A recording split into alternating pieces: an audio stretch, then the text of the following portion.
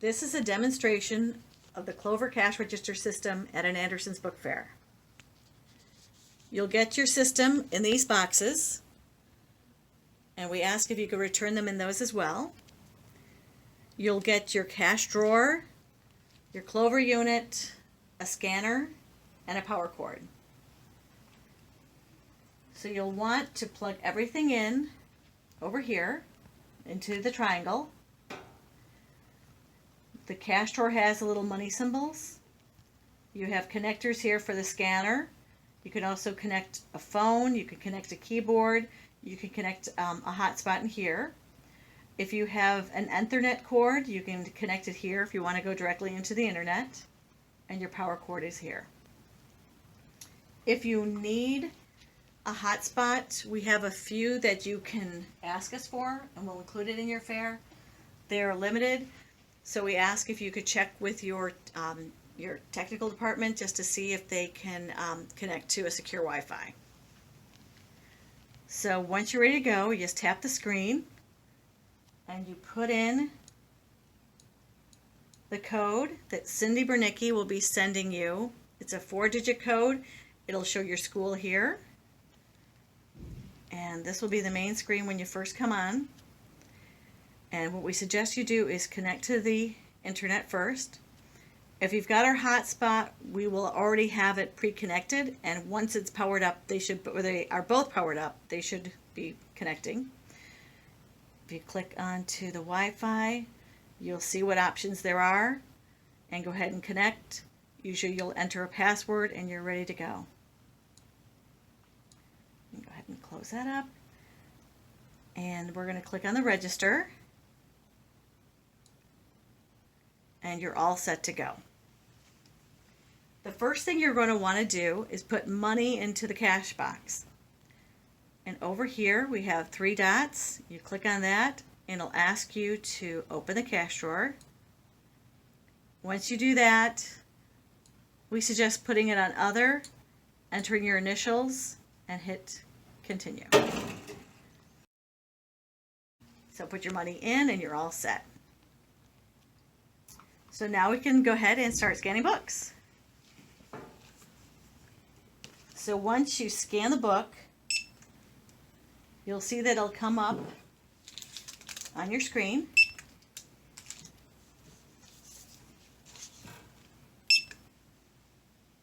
This cash register system is set up as a no tax fare, so you'll see that there's no tax added.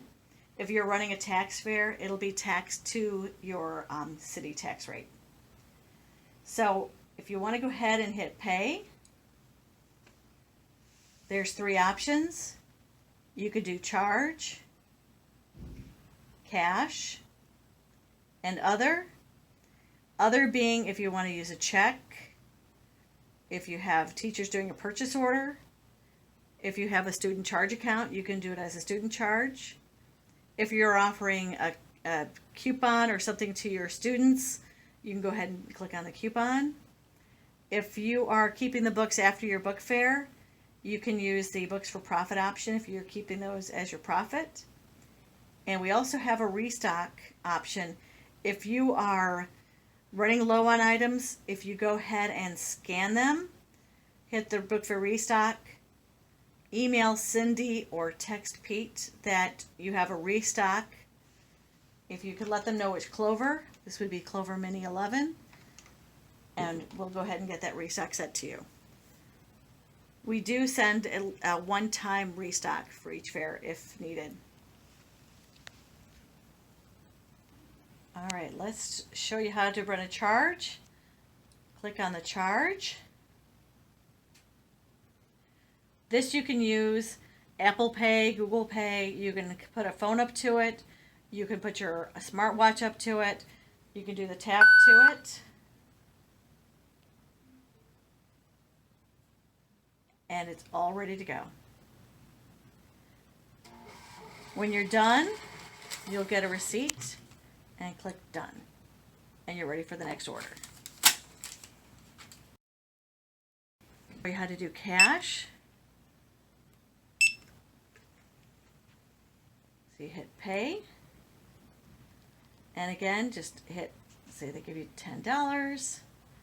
Hit pay cash. The drawer opens up. You give them their change. It will show you the change as well. And a receipt is printed. Before you hit the done button, if you would like a second receipt for any reason, either on a cash or charge or any transaction, you can click a second receipt.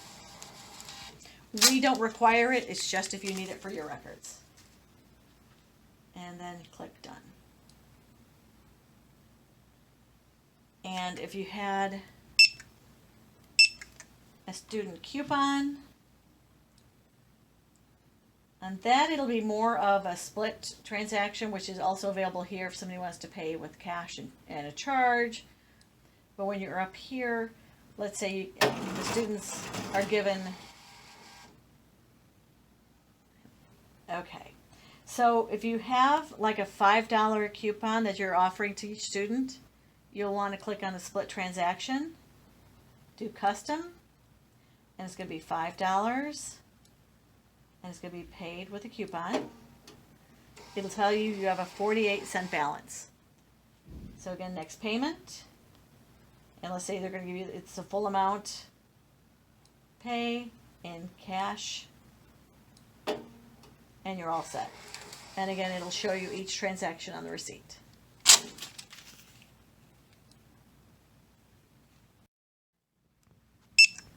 Let's say you accidentally scanned in one book twice. You click on the item and you can lower the number, or if you wanted to add to it, you could do that here as well. Or if they change their mind, you can also hit delete. So we're going to add a few more erasers here. So we've got the number there. And again, just click on it and delete it if they change your mind, and you can start a new order. If you're also looking for a book, you can type it up over here. And let's say I'm going to look for the new Diary of a Wimpy Kid book. Click it. It'll show up here. We also have order forms, pre-order forms for Diary of a Wimpy Kid. Have them fill out the form, scan it, and again now here it shows it twice. So we're going to delete one of those. And you can go ahead and do a pre-order on that. So let's say we're going to do a pay, and we're going to do it with the chip reader.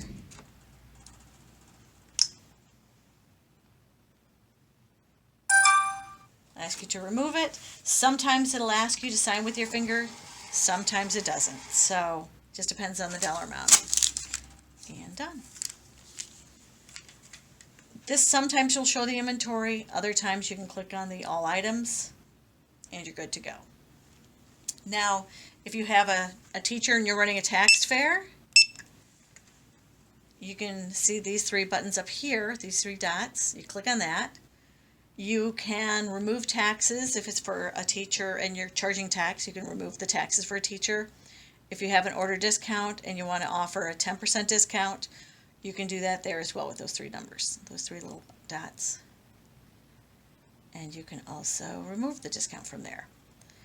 The discount does come out of your profits, so 10% would be the highest I would offer. And again, too, we'll go ahead and delete those. You're ready to start a new order. If you want to walk away, you can go ahead and click on the lock, and you're all set to go. Now, if you want to run a report at the end of your fair, you go back to the main screen. There's a reporting function. You click on that. We suggest you run one on each device because some devices are connected to others. And so this will be for this device for today. Click the print, and you'll get your report out the back. You will have extra paper that comes with the Clover, and if you need to change it, you just open the drawer back here, this little door. The instructions are over here. If you're not sure, and it's very easy, you put it in just like that, close it, and you're good to go. There's no threading it in anything. You just place it and shut.